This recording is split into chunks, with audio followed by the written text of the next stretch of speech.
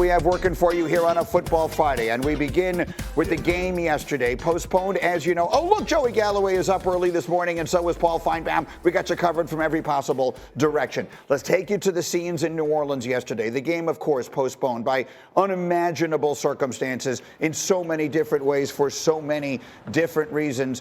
Let's let you see and hear some of the emotional scenes that took place before kickoff.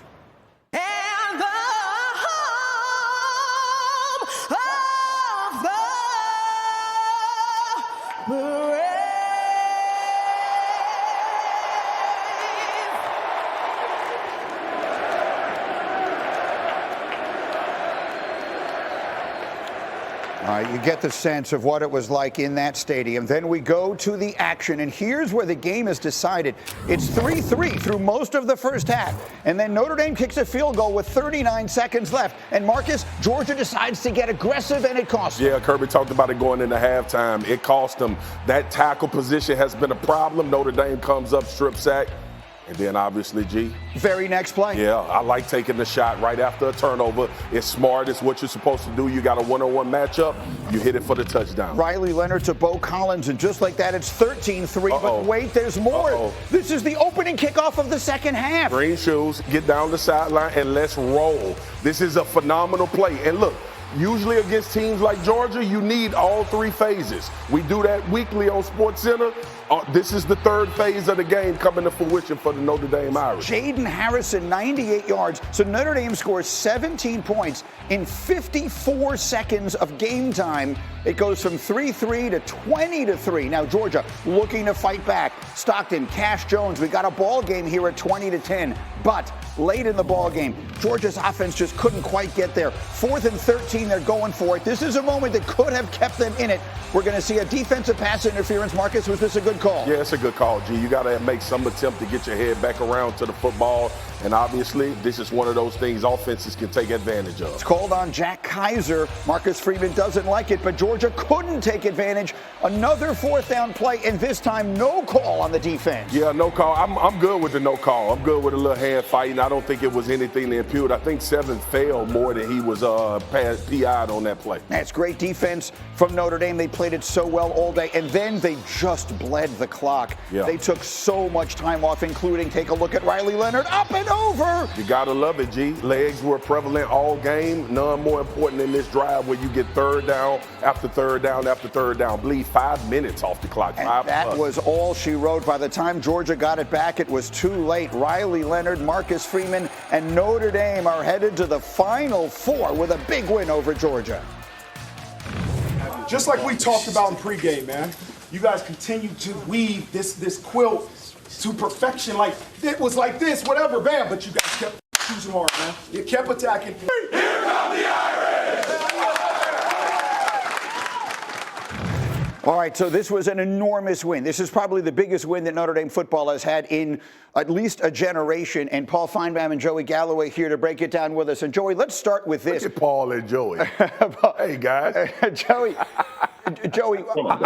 we have all seen Notre Dame wind up in the college football playoff, wind up in big spots against the big SEC team and look overmatched. It feels like it's happened so many times over the last 15 years that part of me was just expecting it. I think I was just conditioned to expect it yesterday. That game looked so different on the line of scrimmage in so many different ways. What was your number one takeaway from what Notre Dame did to Georgia yesterday, Joey?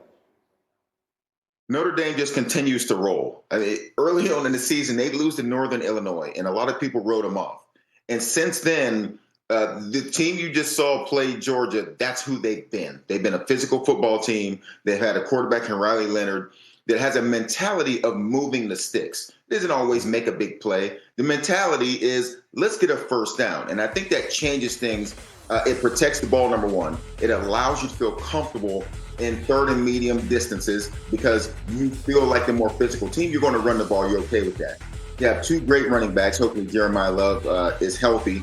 Got a little banged up in the game. But that mentality of Notre Dame has been since early in the season till now. They look like, to me, one of the more physical and best teams in college football. I mean, that looked like a team Marcus, that we could see? Look, they're going to go against Penn State here. That I'm not taking anything away from Penn State. They were a good team, but I don't know that this Notre Dame suddenly feels like unbelievably they could win this whole thing, doesn't it? Yeah, the question has always been, and Joy hit the nail on the head, is the line of scrimmage. Can you compete? And we saw that yesterday, but more importantly, like Riley Leonard, I don't want it to go understated because you wait for this team all game long to hit a big play downfield. You say you got to be explosive to beat Georgia. They were like, no, we're gonna let our quarterback run in between the tackles on some design run plays. We're gonna churn yards as opposed to hitting the explosive. And it's not like they didn't try, but this defense came up big. They were playing from a +2 in the turnover margin. So all you have to do is take care of the football, and when your opportunity presents itself, capitalize, and nothing better than that sack fumble in the following play,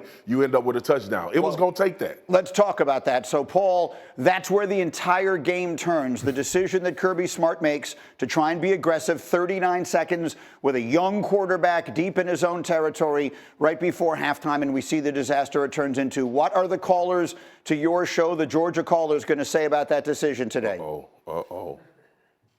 They will not be blaming Kirby Smart. They'll be blaming Mike Bobo, who is the offensive coordinator, Greeny. He came in and took over from Monken, who went to the NFL. And quite frankly, nobody is very happy with him. He's Kirby Smart's best friend. They were roommates. And many believe that Kirby Smart has looked past reality and simply respected and honored a friend who used to work for Mark Richt at Georgia and then moved on and failed as a head coach. It was just a terrible call in every respect, and I think Kirby Smart even admitted that at halftime. It's easy to say after the fact, but when you have a quarterback who is struggling, he's made some good plays, but you're not that confident in him, don't put the game in his hands when you're only 3 points behind, and everyone in America saw what happened after that mistake.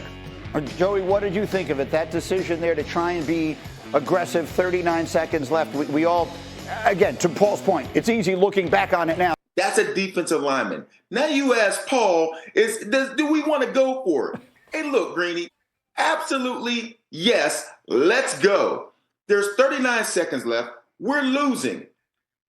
As a mindset for an offense, at some point in time in this game, you're going to have to put the ball in Gunnar Stockton's hands to go down in the win. Spears just mentioned, you're getting beat at the line of scrimmage. So if we can't run it, we have to pass it. And we're behind. And you get that feeling, as everyone did in that game, that Notre Dame was the more physical football team.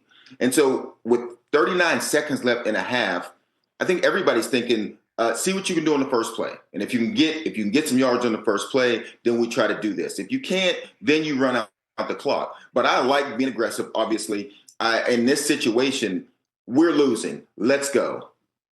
Paul Finebaum, you once wrote a book called My Conference is Better Than Your Conference. And at the time that you wrote it, it couldn't have been more true. We wake up in the morning here where Notre Dame just out-physicaled Georgia, where Alabama just got beat up by Michigan, where Tennessee got blown out by Ohio State in this playoff. What world did we wake up to this morning when it comes to what has been a long-standing dominance by the Southeastern Conference of college football? By the way, that book is available for 3 cents right now on Amazon.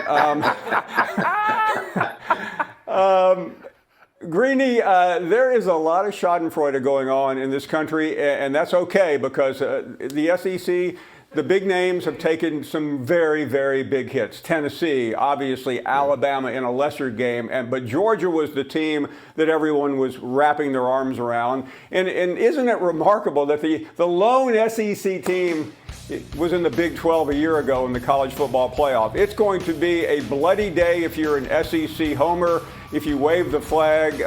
I don't know what to expect this afternoon, but I have a feeling we'll have more Big Ten callers on our show than SEC callers. Marcus, you and I were talking this morning as, we're just hanging out in makeup like a couple of guys will do. Yeah, like we do. And we were talking about how this is just part of a larger paradigm shift in college football. For the longest time, Nick Saban didn't just have the best linebacker in America. He had the 5 best linebackers in America. And now the guys who aren't playing are going to wind up and other players places. And with the transfer portal and everything else, you're just not going to see that level of dominance anywhere, it would seem. I don't think so either. I think it's a wrap on like one or two teams dominating college football. And I think it's a good thing, G. I'm going to tell you this, man. I know it was a lot of noise about the 12-team playoff and teams getting beat and getting blown out, but essentially it was really good bowl games. It was really good bowl games to see if some of these teams could advance. The other thing to your question, though, is if I'm a 5-star linebacker, I'm not going to Alabama and wait 2 years to play anymore. Right. I'm going to go to Notre Dame. I'm going to go to Oregon. I'll go to Texas. I'll go somewhere where that position is available, and I'm going to go make things happen. And to your point, man, we used to talk about, I know when I was covering college football and me and Joey would be on the road, we would talk about Alabama has first-round picks in waiting. Right. Like these dudes ain't waiting no more. NIL is here. It's free agency technically when you talk about the transfer portal. So there is no longer this sense of we just gonna develop players. We're gonna keep them in the program 2-3 years before they play. Them dudes are done with that, and they get in the bag as soon as they leave high school if you are one of those upper echelon type players. That's exactly right. So Joey, and again, the 12-team playoff was awesome. Yeah, I love it. There'll be some little tweaks that perhaps they make along the way, and we'll talk later in this hour about what we suggest some of those to be. But Joey, just a final word on this. Do we wake up this morning in a new era of parity in college football? I don't think we woke up in it this morning. As Spears said, and as I've been saying, the NIL and the portal, we talk about it as if it's just quarterbacks and receivers. But the defensive line, the offensive line, that was where the SEC used to separate itself. Yep. They would roll in 8 offensive linemen. The first rounders were starters, and then the first rounders for the next year were the backups. So now those backups are now leaving. And you can see the biggest difference to me when you watch the SEC. The guys that are rolling in are no longer looking like Marcus Spears. They used to roll in 8 Marcus Spears. They don't have that any longer. Now they got 4 of them, and that's it. And the backups don't look like that. How much